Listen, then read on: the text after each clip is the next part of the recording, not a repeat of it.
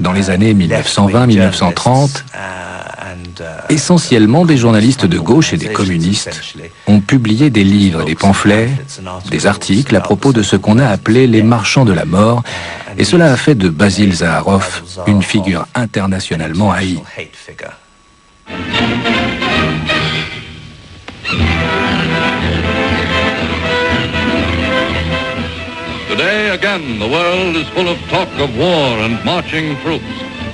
Aujourd'hui à nouveau, le monde est sous l'emprise de poussées guerrières et de troupes en marche. Mais aujourd'hui, l'homme de la rue en sait beaucoup plus sur la guerre qu'il y a 20 ans.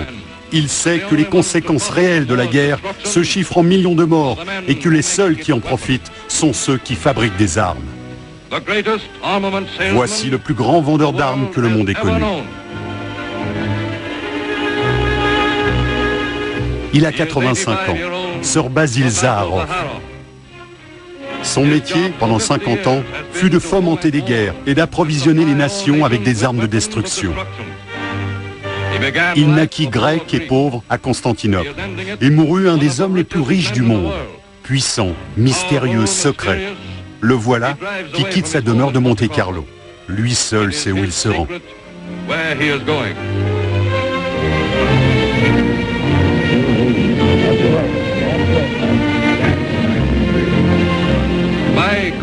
Par pure coïncidence, se réunissent à 40 km de là, à Cannes, les hommes qui possèdent les plus grandes industries mondiales du fer et de l'acier. Sir Basil se souvient de maintes réunions similaires tenues à huis clos, où les grandes compagnies d'armement se partageaient méticuleusement les commandes mondiales de munitions. Pourtant, cette réunion est annoncée dans la presse comme conférence internationale de l'Association des fabricants de chemins de fer. Did you see where the international rail makers are meeting in southern France? International rail makers indeed. International munitions makers is what they are. International racketeers in hate, fear, suspicion. In the helmet war is. Racketeers in debt. Europeans on how to make rails. Let us not be fooling ourselves any longer about these rail conferences. They are destroyers of the peace of the world, and nothing short of that.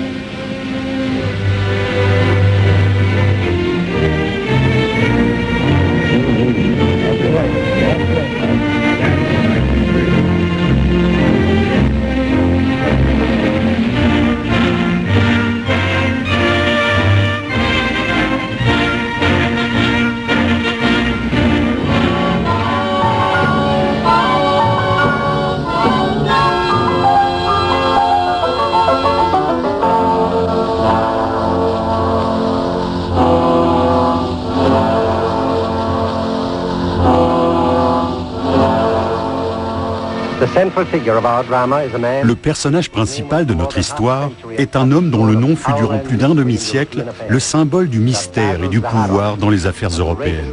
Sir Basil Zaharoff, le plus grand conspirateur de tous les temps. D'où venait-il? D'où détenait-il son pouvoir? Personne n'a jamais su. Il entraîna les dirigeants d'Europe dans un dédale de procédés diplomatiques douteux, d'une duplicité à échelle internationale qui mena à 2 guerres mondiales. Suivez-nous dans ce voyage sinistre et étrange dans le monde de l'intrigue.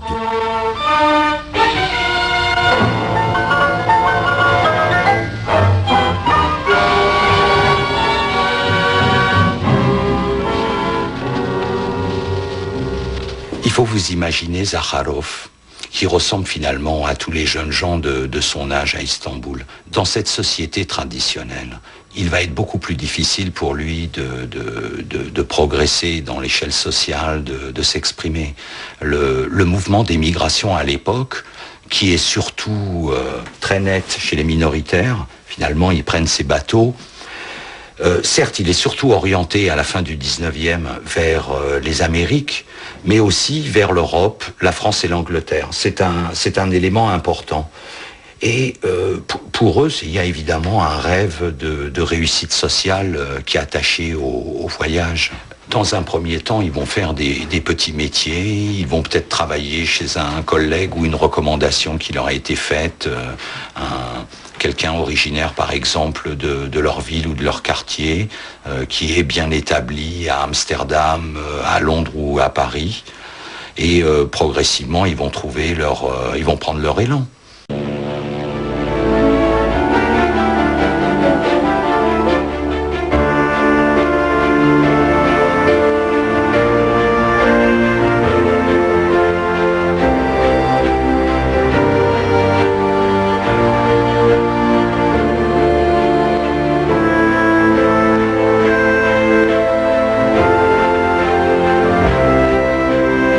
Zaharov quitte un empire ottoman décadent pour aller chercher fortune à Londres, capitale de la finance.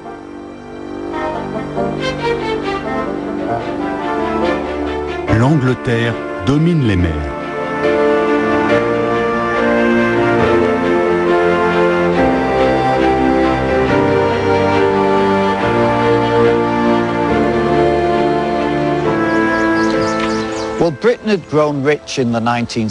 La Grande-Bretagne est devenue riche au XIXe siècle en créant une économie libérale calquée sur les idées de libre marché, c'est-à-dire importer et exporter des marchandises sans aucune taxe, laissant le marché agir à sa guise.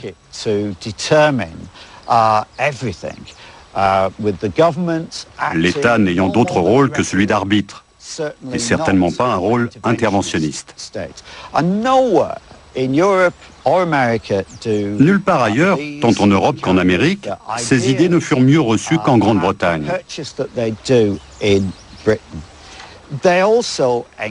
Elles encouragent aussi, grâce au libre marché, l'internationalisation du commerce et de la finance.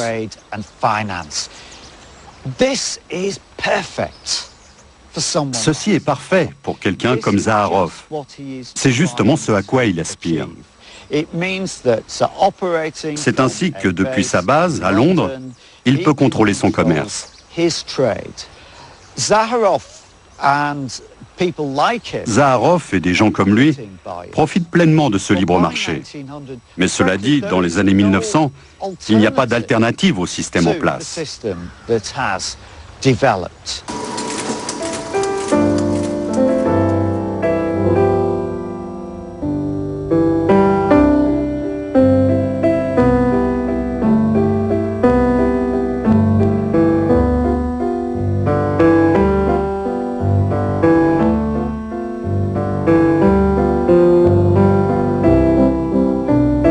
La crise économique de 1870 frappe l'Europe de manière très brutale.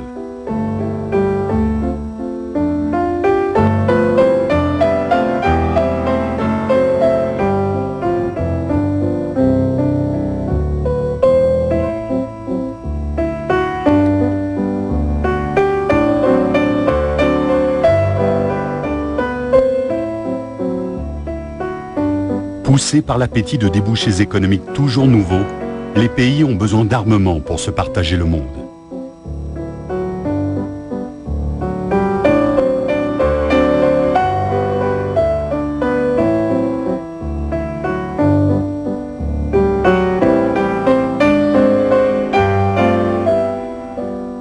En prévision d'un avenir radieux.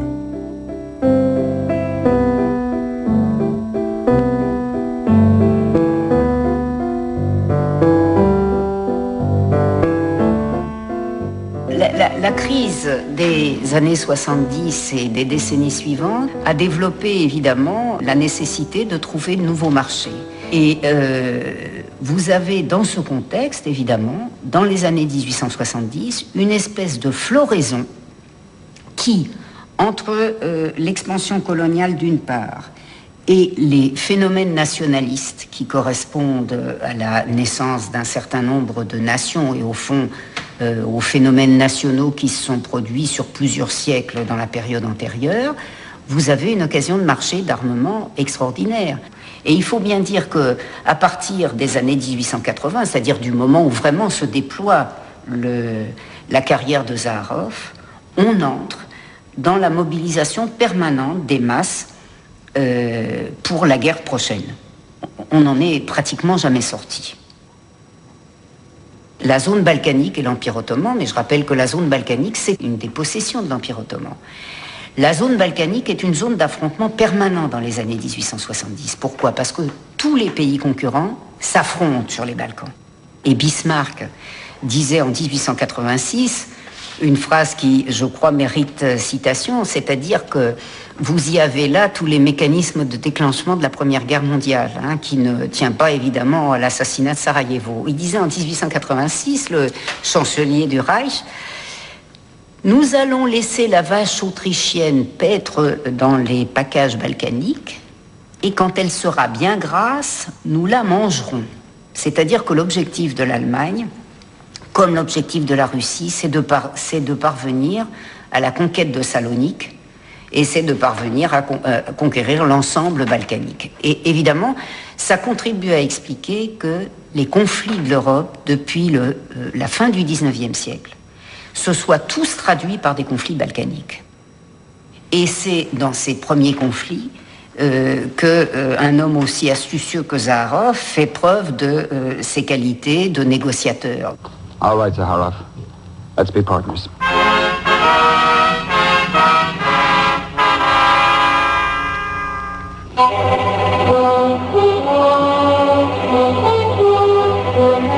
Is it true that you go around stirring up wars and creating troubles among the nations in order to sell guns? I'm on my way to Greece, my home, by the way. I have here with me the plans for a submarine, a boat, madame, that will sail under the water. You intend to sell the submarines only to Greece or to all the nations? I can't help myself. You see, Greece will buy 2 because I will tell them Turkey already has 1. Turkey will buy 4 because Greece has 2. Russia will buy 10 because Turkey has 4. And Germany will buy a whole fleet because of Russia. Britain will buy a bigger fleet because of Germany, and so it goes. Madame, am I to blame for the stupidity of nations?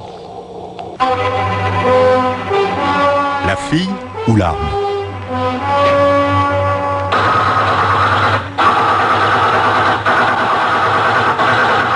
You know, there is something rather satanic about you. Those cold gray eyes and that little pointed goatee.